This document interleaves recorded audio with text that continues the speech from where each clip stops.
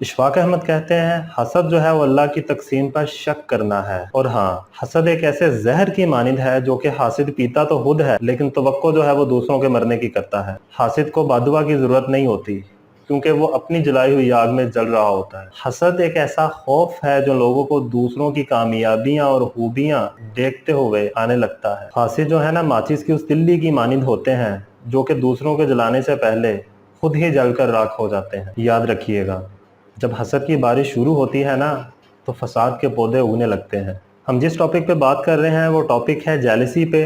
अब जेलसर जो है वो आपका, उसकी आइडेंटिफिकेशंस क्या हैं, उसकी पहचान क्या है, या कह लें कि उसकी निशानियां क्या हैं।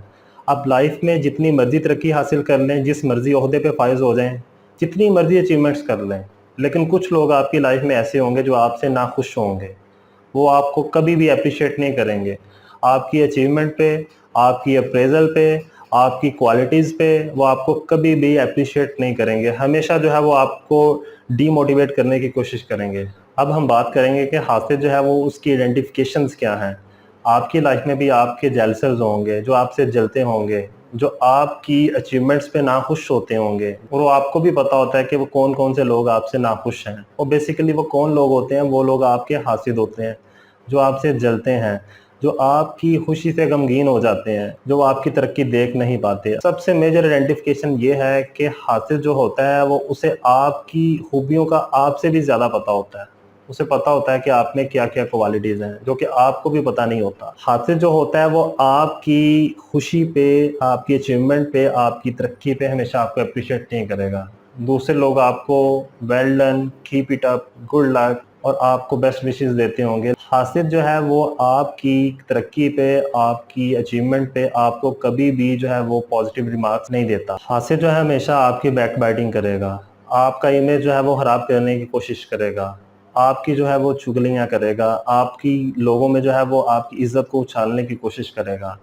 आप कोई अच्छा काम कर भी लें लेकिन वो कभी भी आपको अप्रिशिएट नहीं करेगा। वो आपसे ज़िंदगी की दौड़ में तो नहीं जीत सकता, लेकिन वो ये कोशिश करता है कि आपको बहस के ज़रिए जो है वो आपको हराने की कोशिश करता है। और जब आप उसे रिस्पॉन्ड करते हैं वो दिल ही दिल में खुश होता है। हासिद जो होता है वो आपके गोल्स को डाइवर्ट करने की कोशिश करता है, आपको डिट्रैक्ट करने की कोशिश करता है, आपको आगे बढ़ता हुआ देख के उससे तकलीफ होती है। वो कहते हैं ना कि तारीफ जो है हमेशा महफिल में करनी चाहिए और तनकीद या इस्लाह जो है अकेले में करनी चाहिए। लेकिन हासिद की एक और आइडेंटिटी ये है कि वो आपको तनकीद जो है हमेशा महफिल में करेगा और आपकी झूठी तारीफ जो है वो अकेले में करेगा। हमने बात तो कर ली कि जो हासिद है उनकी पहचान क्या है, उनकी आइडेंटिफिकेशंस क्या हैं, उनकी शनाख्त क्या है। लेकिन अब हमें ये देखना है कि अगर आपकी लाइफ में ऐसे लोग मौजूद हैं तो आप उन्हें फेस कैसे करेंगे, आप उनको रिस्पॉन्ड कैसे करेंगे। आपने फर्स्ट ऑफ ऑल क्या करना है कि अगर कोई हासिद आपकी सराउंडिंग में मौजूद है जो आपसे जलता है, जो आपकी खुशी से जो है वो गमगीन हो जाता है, जो कि हिडन प्लानिंग करता है आपको गिराने के लिए, आपको गलत साबित करने के लिए, अगर आप कोई बात कह देते हैं तो उस बात को पिन पॉइंट बना के जो है वो आपको क्रिटिसाइज करने की कोशिश करता है, तो आपने उसे रिस्पॉन्ड कैसे करना है?